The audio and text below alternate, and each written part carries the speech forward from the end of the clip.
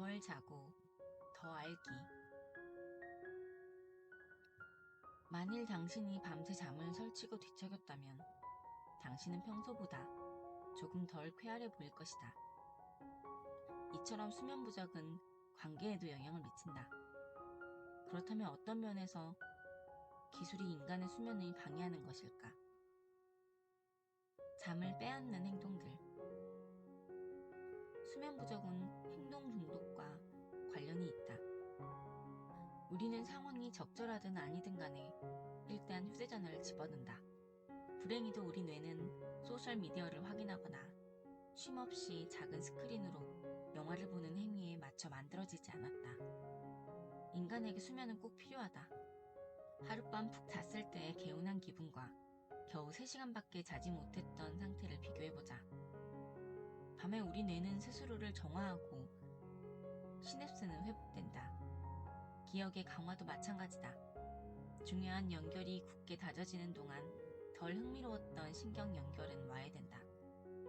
수면 중 우리 뇌는 낮에 일어난 신경활동의 부산물인 해로운 화학물질과 노폐물을 배출한다. 만약 충분히 자지 않는다면 우리 몸은 제대로 기능하는 데 필요한 활동을 하지 못할 가능성이 크다. 수백만 년이 흐르는 동안 빛은 오직 낮의 전유물이었다. 우리는 촛불이나 난로 불빛 때문에 문제를 겪지 않았다. 그것들은 주황빛을 뿜어내고 우리 뇌는 이를 취침시간이라는 신호로 해석하기 때문이다. 하지만 전자 스크린에서 나오는 푸른빛은 전혀 다르다. 동이 튼다는 신호를 받고 우리는 이제 일어나야 한다고 착각해버린다. 잠에 들기 바로 전에 휴대전화를 사용하면 체내에서 일종의 시차 적응이 시작된다. 휴대전화를 집어드는 행위로 새로운 날이 밝아온다고 우리 몸에 속삭이는 것과 같다. 논리적으로 예상할 수 있듯이 취침 전 1시간 동안 스크린을 바라보면 잠들기 어려워진다. 결과적으로는 수면 시간이 줄어든다. 수면의 질도 떨어진다. TV 시청은 일반적으로 이와 비슷한 결과를 가져오지는 않는다. 보통 TV 화면은 휴대전화 화면보다 더 먼 곳에 있다. 그런데도 미국 성인 가운데 무려 90%가 취침 전 1시간이 채 안 되는 시간 동안 적어도 일주일에 몇 번씩 디지털 기기를 사용한다. 스웨덴 사람들도 비슷하다. 이렇게 어른들에게 중요한 수면은 어린이와 청소년들에게는 특히 더 중요하다. 그들은 적어도 9시간 이상 잠을 자야 한다. 국립과학재단의 연구에 따르면 평일 밤에 9시간 잠을 자는 청소년의 비율은 고작 10%에 불과했다. 가끔 나는 사촌동생인 아나스타샤의 숙제를 도와준다. 고등학생인 아나스타샤는 학교에서 아이패드를 사용한다. 그리고 같은 학교에 다니는 거의 모든 아이들처럼 그 역시 휴대전화를 가지고 있다. 오늘날의 10대를 생각할 때면 나는 전보다 발전한 모든 새로운 조건들을 떠올린다. 풍호 증후군이라는 말이 있다. 소외불안 증후군, 즉 남들보다 뒤처지거나 소외되는 것에 대한 공포를 뜻하는 말이다. 또 노모포비아라는 말처럼 휴대전화를 가지고 있지 않거나 휴대전화가 눈에 보이지 않으면 불안해하는 증상을 가리키는 표현도 있다.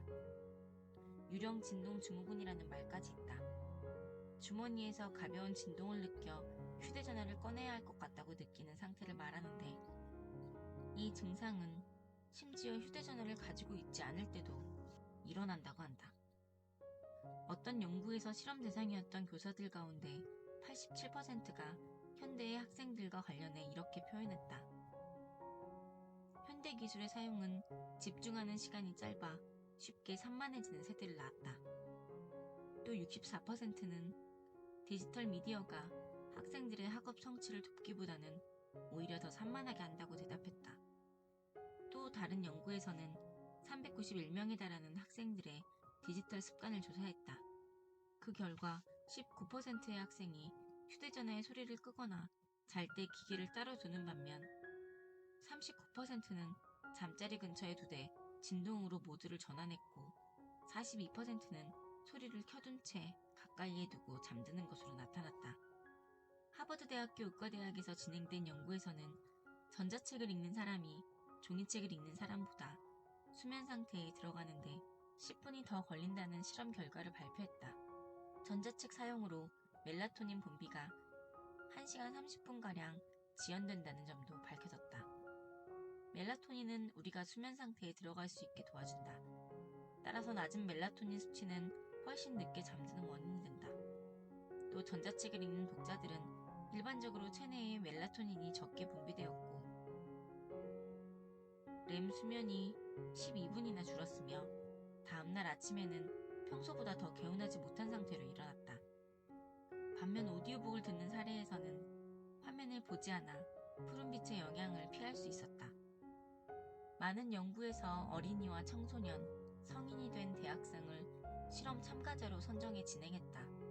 어린이와 청소년의 뇌가 외부 영향과 잠재적으로 피해를 줄 수 있는 영향에 훨씬 더 민감하다. 한 사람이 청소년으로 성장할 때까지 뇌는 완전히 발달하지 못한다. 한편 뇌의 완성은 머리 뒤쪽에서부터 시작된다. 전두부는 마지막으로 발달한다. 이 영역은 의사결정과 계획, 문제 해결과 충동 조절, 행동의 결과를 고려하는 행위와 관련이 있다. 그렇다면 한창 일하는 어른들에게는 이 상황이 어떻게 전개될까? 상사들과 그들의 직원들을 대상으로 한 연구에서 오후 9시 이후 휴대전화를 사용한 사람이 다음날 직장에서 인지 능력이 저하되는 현상을 보인 것으로 나타났다. 그들은 업무에 집중하기 더 어려워했고 업무 관련 정보를 활용하고 유지하는 능력에 손상을 입었다.